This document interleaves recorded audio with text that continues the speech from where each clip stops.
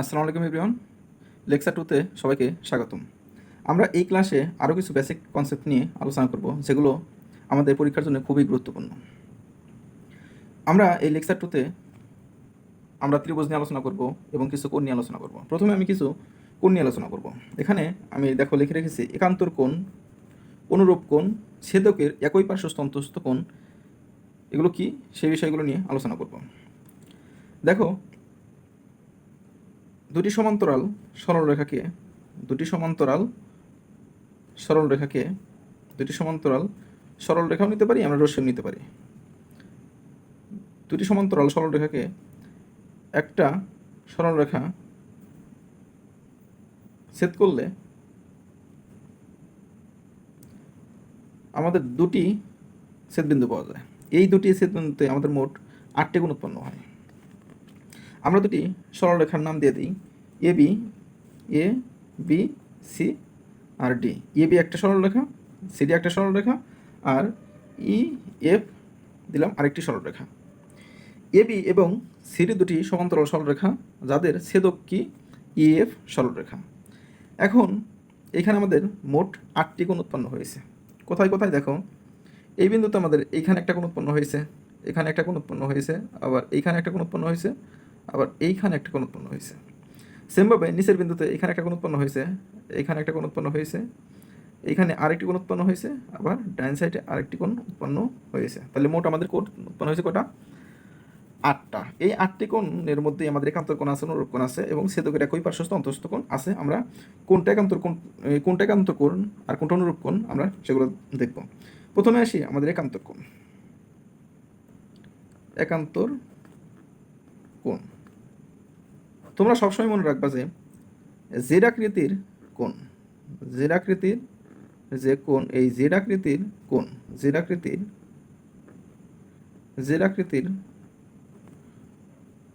কোণদ্বয় পরস্পর একান্তর কোণ হয়। দেখো, আমি একটা জেড অঙ্কন করেছি। এই জেডের যে এই অন্তস্থ কোণ দুটি, এই দুটি কোণ পরস্পর কি কোণ? আমাদের একান্তর কোণ।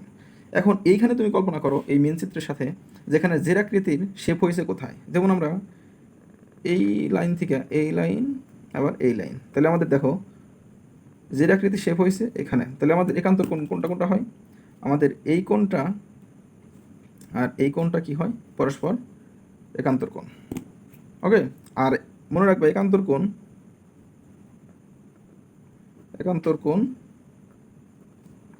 পরস্পর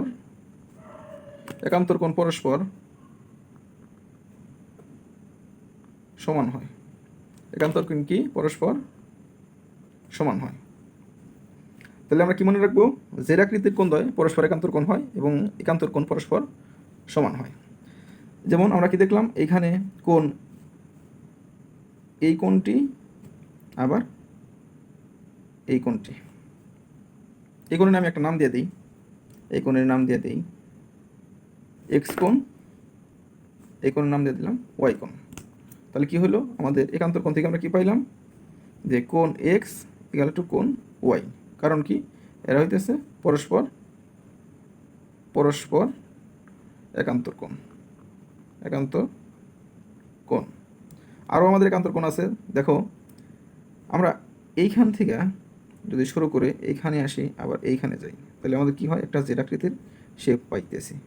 এখান থেকে এই শেপে আমরা কি পাইতেছি? জেড আকৃতি পাইতেছি। তাহলে আমাদের এই কোণটা আর এই কোণটা কি পরস্পর একান্তর কোণ। যেমন আমি এই কোণের নাম দিয়ে দিলাম পি, এই কোণের নাম দিয়ে দিলাম কিউ। তাহলে কোণ পি এবং কোণ কিউ পরস্পর একান্তর কোণ। আশা করি তোমরা একান্তর কোণের কনসেপ্টটা বুঝতে পেরেছো। তোমরা শুধু এই জেড আকৃতির শেপটা মনে রাখবা।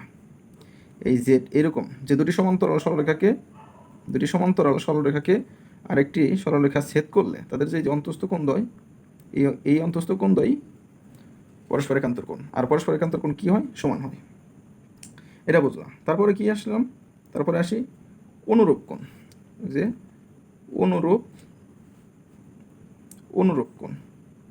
অনুরূপ কোণ মানে কি? মানে সেম কোণ, মানে একই কোণ। দেখো, আমি চিত্রটা আবার একটু ড্র করি। এটা আমাদের ছেদক, এটা আমাদের এবি সরলরেখা, এটা আমাদের সিডি সরলরেখা, এটা আমাদের ইএফ সরলরেখা। এখানে আমাদের ছেদবিন্দু হতেছে দুটি। এই দুটি ছেদবিন্দুর সাথে দেখো এই কোণটাও আমাদের যে কোণ, এই কোণটা আমাদের কি সেম কোণ। আবার যদি আমি কল্পনা করি এইটাও আমাদের যে কোণ, আবার এই নিচের কোণটাও কি সেম কোণ। এই কোণগুলো পরস্পর আমাদের কী কোণ হয়? অনুরূপ কোণ হয়। আবার যদি আমি বাম সাইডে কল্পনা করি এই কোণটা আর এই কোণটা কি হয় আমাদের একই কোণ, এগুলো কি আমাদের অনুরূপ কোণ। আবার এই যে নিচের এই কোণটা আর হতেছে এই কোণটা আমাদের কী কোণ? একান্তর কী সরি আমাদের কি অনুরূপ কোণ। এই কোণটা আর এই কোণটা আমাদের কী কোণ? অনুরূপ কোণ। এই কোণগুলোর যদি আমি নাম দিয়ে দিই, যে এটা দিয়ে দিলাম আর কোণ, এটা দিয়ে দিলাম এস কোণ, তাহলে কি বলতে পারি যে কোণ আর ইকাল টু কোণ এস সমান, কারণ কি এরা পরস্পর অনুরূপ কোণ, পরস্পর অনুরূপ কোণ। তাহলে পরস্পর অনুরূপ কোণ কোনটা কোনটা? এই আর কোণ এস কোণ। আবার এটার যদি আমি নাম দেই যে আমি দিয়ে দিলাম এক্স, এখানেও এক্স দিয়ে দিলাম, এটাও দিয়ে দিলাম কি এক্স, কারণ এরা কি পরস্পর অনুরূপ কোণ। এটা দিলাম ওয়াই, এটাও কি হবে ওয়াই কোণ, এটাও ওয়াই কোণ। তারপরে আর কি আছে, এটা দিলাম জেড কোণ, এটাও কি জেড কোণ, কারণ কি কোণগুলো দেখতে আমাদের সেম, তাই এগুলো কি অনুরূপ কোণ। অনুরূপ কোণ সবসময় কি হবে? সমান হবে। তাহলে অনুরূপ কোণ আমরা বুঝলাম, একান্তর কোণ আমরা বুঝলাম। আমি চিত্রটা আবারও ড্র করতেছি। এটা আমাদের ছেদক। দেখো এই যে আমাদের উপরে একটা কোণ আর এই কোণটা আমাদের সেম কোণ। আবার এই যে নিচের কোণ আর এই কোণটা কি আমাদের সেম কোণ। এগুলো আমাদের কি হয়? এইটার হতেছে অনুরূপ কোণ আমাদের এই কোণটা, এইটার অনুরূপ কোণ আমাদের এই কোণটা। আশা করি তোমরা অনুরূপ কোণটা বুঝতে পেরেছো। আমরা এখন আসি যে ছেদকের যে আমাদের পার্শ্বস্থ অন্তস্থ কোণ, যে পার্শ্বস্থ অন্তস্থ কোণ, পার্শ্বস্থ অন্তস্থ কোণ কোনগুলো, যে আমি আরেকবার ড্র করি। দেখো এই যে আমাদের ভিতরে যে কোণগুলা, এটা হচ্ছে আমাদের কি এই ডান পাশের অন্তস্থ কোণ, আর এই যে যে আমাদের ভিতরে যে বাম পাশে দুইটা কোণ আছে, এই দুইটাকে আমরা বলবো বাম পাশের অন্তস্থ কোণ, বাম পাশের অন্তস্থ কোণ। আর একটা কথা মনে রাখো যে আমাদের এই যে ডান পাশের অন্তস্থ কোণদ্বয় এবং এই যে বাম পাশের যে অন্তস্থ কোণদ্বয়, এই ডান পাশের অন্তস্থ কোণদ্বয়ের সমষ্টি হবে 180 ডিগ্রি এবং বাম পাশের অন্তস্থ কোণদ্বয়ের সমষ্টি হবে 180 ডিগ্রি। মানে এই ডান পাশের অন্তস্থ কোণদ্বয় পরস্পর সম্পূরক এবং বাম পাশের অন্তস্থ কোণদ্বয় পরস্পর সম্পূরক। এই দুটি কোণের যোগফল আমাদের কী হবে? 180 ডিগ্রি হবে। আবার ডান পাশের অন্তস্থ দুটি কোণের যোগফল আমাদের 180 ডিগ্রি হবে। তাহলে আমরা কী লিখতে পারি যে ডান পাশের অন্তস্থ কোণদ্বয়ের সমষ্টি 180 ডিগ্রি এবং বাম পাশের অন্তস্থ কোণদ্বয়ের সমষ্টিও 180 ডিগ্রি হবে। যে এটা আমি দিলাম এক্স কোণ, এটা দিলাম কি ওয়াই কোণ। তাহলে আমাদের কী হবে? কোণ এক্স প্লাস কোণ ওয়াই সমান 180 ডিগ্রি। আবার আমি যদি এখানে এই কোণের নাম দিয়ে দিই পি, এই কোণের নাম দিলাম কিউ, তাহলে আমাদের বাম পাশের যে অন্তস্থ কোণ পি প্লাস কোণ কিউ, এটাও কী হবে? 180 ডিগ্রি। বা তাহলে কী বলতে পারি? বাম পাশের অন্তস্থ কোণ দ্বয়ের সমষ্টি 180 ডিগ্রি, ডান পাশের অন্তস্থ কোণ দ্বয়ের সমষ্টি 180 ডিগ্রি। ওকে, তাহলে আমরা অনুরূপ কোণ, একান্তর কোণ এবং ছেদকের যে বাম পাশের এবং ডান পাশের অন্তস্থ কোণ আমরা এগুলো বুঝতে পারলাম। আমরা আসি এই ছেদকের উপর নির্ভর করে আমাদের উপপাদ্য 3 বানাইছে। উপপাদ্য 3 যে দুটি সমান্তরাল সরলরেখাকে একটি রেখা ছেদ করলে প্রত্যেক অনুরূপ কোণ, যে কি বলছে যে অনুরূপ কোণদ্বয় অনুরূপ জোড়া কোণ সমান হয়, মানে অনুরূপ কোণগুলো পরস্পর সমান হয়। 2 নম্বরে বলছে যে প্রত্যেক প্রত্যেক একান্তর প্রত্যেক একান্তর জোড়া কোণ সমান হয়। মানে কি, আমাদের একান্তর কোণগুলা পরস্পর কি হবে, সমান হবে। যেমন এই কোণটা আর এই কোণটা আমাদের কি পরস্পর সমান হবে। আর 3 নম্বরে যে কথা বলছে যে অন্তস্থ কোণগুলো, যে আমাদের কি অন্তস্থ কোণগুলো, আর 3 নম্বর যেটা বলছে যে সেটা ছেদকের একই পাশের অন্তস্থ অন্তস্থ কোণগুলো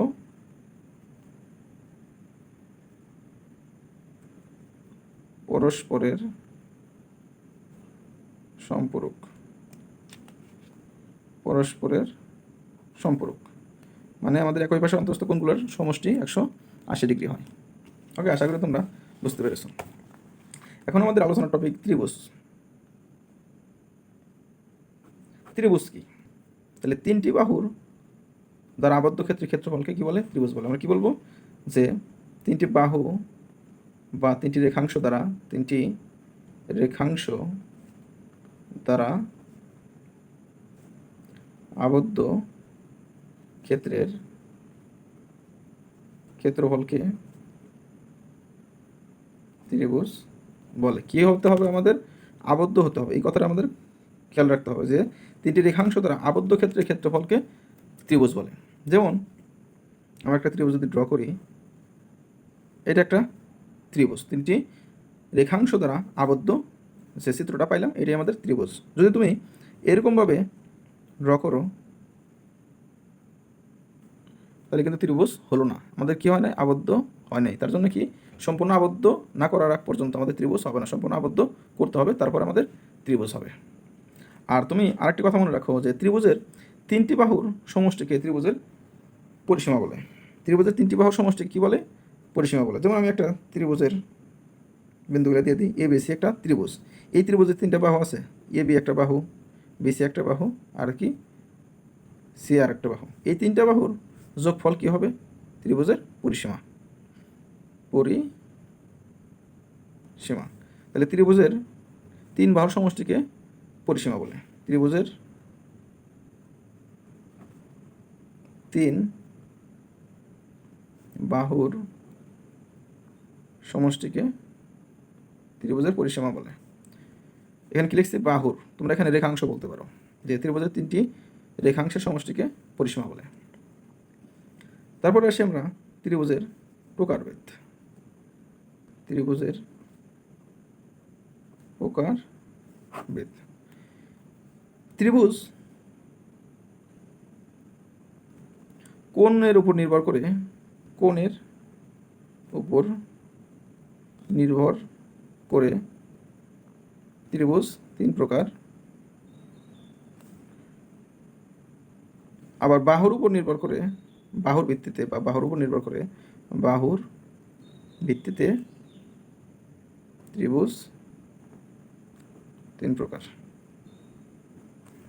আমরা প্রথমে এই বাহুর ভিত্তিতে যে ত্রিভুজ 3 প্রকার আছে সেগুলো আমরা একবার জেনে নিই। 1 নম্বরে হইতেছে সমবাহু ত্রিভুজ। সমবাহু ত্রিভুজ। সমবাহু ত্রিভুজ কি?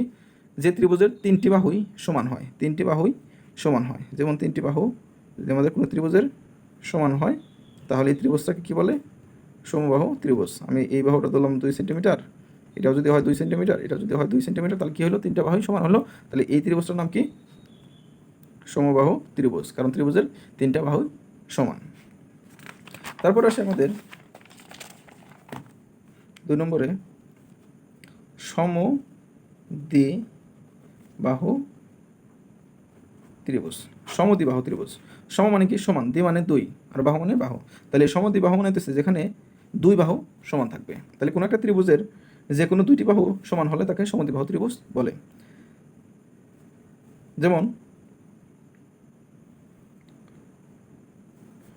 যেমন কীভাবে বলতে পারে, আমাদের এটা একটা ত্রিভুজ, একটা বাহু, এটা একটা বাহু। দেখো এই ত্রিভুজের এ বি সি, আমাদের এই বাহু আর এই বাহু কি প্রায় সমান করে ড্র করছে। এটা কি আমাদের সমদ্বিবাহু ত্রিভুজ। আমি আর একটা চিত্র অঙ্কন করি। এই ত্রিভুজটার দিকে লক্ষ্য করো। এই ত্রিভুজের দেখো এই বাহু আর এই বাহু কি পরস্পর সমান, তাহলে এখানে কি দুটি বাহু সমান, তাই একে কি বলবো, সমদ্বিবাহু ত্রিভুজ। 3 নম্বরে আছে কি বিষমবাহু ত্রিভুজ। বিষমবাহু ত্রিভুজ। বিষমবাহু ত্রিভুজ কি, যে ত্রিভুজের বাহুগুলো পরস্পর সমান নয়, যে ত্রিভুজের বাহুগুলো পরস্পর সমান নয় তাকে বিষমবাহু ত্রিভুজ বলে। যেমন আমি একটা ত্রিভুজ রাখলাম, এটা একটা বাহু নিলাম, এটা একটা বাহু নিলাম, এটার একটা বাহু নিলাম, আমি এইরকম আরেকটা ত্রিভুজ আঁকাই। দেখো মানে কোনোই আমাদের এই 3টি বাহুর মধ্যে কোনো বাহু কি হবে না, পরস্পর সমান হবে না। তাহলে এই ত্রিভুজকে আমরা কি বলবো, বিষমবাহু ত্রিভুজ। এটা কি বলবো, বিষমবাহু ত্রিভুজ। এটা দিলাম আমি 1 সেন্টিমিটার, এটা দিলাম 2 সেন্টিমিটার, এটা হলো কি 3 সেন্টিমিটার। এরকম আমাদের কি 3টা বাহুর দৈর্ঘ্য কী হবে, ভিন্ন হবে। এরকম যদি হয় তাহলে আমাদের কী হবে, বিষমবাহু ত্রিভুজ। এটার দৈর্ঘ্য আমি দিয়ে দিলাম 2 সেন্টিমিটার যদি ধরি, এটার দৈর্ঘ্য দিয়ে দিলাম 3 সেন্টিমিটার, এটার দৈর্ঘ্য দিয়ে দিলাম 6 সেন্টিমিটার, একটু বড় বড় করে আমি ধরে দিলাম। তাহলে এটা কি হইল, বিষমবাহু ত্রিভুজ। তারপরে আসি আমরা কোণের উপর ভিত্তি করে ত্রিভুজ 3 ধরনের। কোণের ভিত্তিতে ত্রিভুজ 3 ধরনের। 1 নম্বরে কি, সূক্ষ্মকোণী ত্রিভুজ। সূক্ষ্মকোণী ত্রিভুজ। সূক্ষ্মকোণী ত্রিভুজ কি, যে ত্রিভুজের কোণগুলো সূক্ষ্মকোণ হয়, যে ত্রিভুজের প্রত্যেকটি কোণ সূক্ষ্মকোণ হয় তাকে সূক্ষ্মকোণী ত্রিভুজ বলে। যেমন আমি যদি একটা ত্রিভুজ অঙ্কন করি এ বি সি, আমি ধরলাম যে এটাও আমাদের 60 ডিগ্রি হইলো, এটাও 60 ডিগ্রি হইলো, এটাও 60 ডিগ্রি হইলো। তাহলে দেখো তো আমাদের ত্রিভুজের 3টা কোণে কি সূক্ষ্মকোণ। সূক্ষ্মকোণ কারে বলে, সূক্ষ্মকোণ হইতেছে 0 ডিগ্রি থেকে বড় এবং 90 ডিগ্রি থেকে ছোট কোণকে সূক্ষ্মকোণ বলে। তাহলে এই যে 60 ডিগ্রি 60 ডিগ্রি 60 ডিগ্রি, তাহলে আমাদের কি 3টা কোণই সূক্ষ্মকোণ, তাই এটা কি সূক্ষ্মকোণী ত্রিভুজ। 2 নম্বরে সমকোণী ত্রিভুজ। সমকোণী ত্রিভুজ। কোনো ত্রিভুজের একটি কোণ সমকোণ হলে, কোনো ত্রিভুজের একটি কোণ সমকোণ হলে তাকে সমকোণী ত্রিভুজ বলে। যেমন এটা একটা ত্রিভুজ এ বি সি, যেখানে বি কোণটা কি সমকোণ মানে 90 ডিগ্রি। এরকম যদি ত্রিভুজ পাও তাহলে ওই ত্রিভুজটা কী হবে, সমকোণী ত্রিভুজ। আর একটা আছে আমাদের স্থলকোণী ত্রিভুজ। 3 নম্বরে স্থলকোণী ত্রিভুজ। যে স্থলকোণী ত্রিভুজ, যে ত্রিভুজের একটি কোণ স্থলকোণ, যে ত্রিভুজের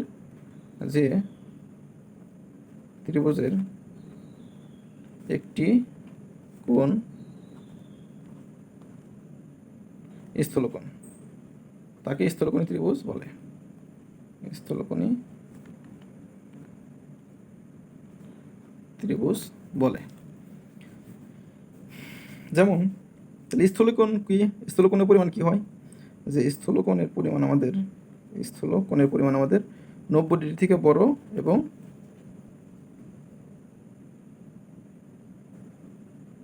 180 ডিগ্রি থেকে ছোট। আমরা একটা কোণ অঙ্কন করি, যেমন এটা একটা রশ্মি, এটা আরেকটা রশ্মি, আমরা এখন এটা কী করবো, মিলিয়ে দিলাম। তাহলে এই যে আমাদের কোণটা, এই কোণটা আমাদের কী হয়েছে, 90 ডিগ্রি সাথে বড় হয়েছে, এটা কি আমাদের স্থলকোণ। তাই এই ত্রিভুজটার নাম কী হয়েছে? স্থলকোণী ত্রিভুজ। আমাদের কোনো একটা কোণের মান 90 ডিগ্রি সেটা বড় হতেই হবে, তাহলে সেই ত্রিভুজটা কী হবে? স্থলকোণী ত্রিভুজ। আশা করি তোমরা